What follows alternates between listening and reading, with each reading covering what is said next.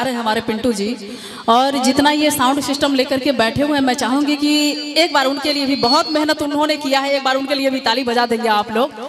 और आप देख रहे हैं कि पूर्णिया जिला से आकर के ये हमारे संतोष म्यूजिक सेंटर वाले आपके शहर जमी पे आए हैं, और यूट्यूब पे शायद ये मिल जाएगी आप लोग को। और मैं चाहूँगी कि हमारे कैमरामैन साहब के लिए एक भी बार जो भैया आए हैं तो खाली हाथ मत जाइएगा, कम से कम 2-4 पीस अचार खा के जाइएगा। तो आइए 2 लाइन में, ये फागुन का समय है और थोड़ा सा लेकर के चलते हैं। इसके बाद फिर अकेला जी आए हैं, ये तो दिन रात वकालते करता, ये कड़िया कोर्ट में वाकई में वकील लगता। तो आइए कहते हैं ये थोड़ा सा झूम करके ताली बजा के। कोई बात नहीं, तन होता है बूढ़ा मन की फितरत कब बदलती है। ये बाल रंगवा लिए हैं, कोई बात नहीं। कि तन होता है बूढ़ा मन की फितरत कब बदलती है, पुराना कुकर क्या सीटी बजाना छोड़ देता है।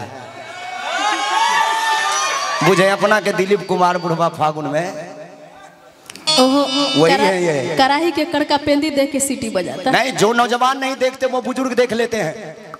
हराइए, जो नौजवान नहीं देखते वो बुजुर्ग देख लेते हैं, और उम्र के हर एक मोड़ पर अपनी गाड़ी ब्रेक लेते हैं। ये बुजुर्ग हैं, इन्हें बुजुर्ग मत समझिए, जरूरत पड़ने पर दूसरे के तवे पर अपनी रोटी सेक लेते हैं। बिल्कुल सही है, लगता है इधर भी सेकाया है।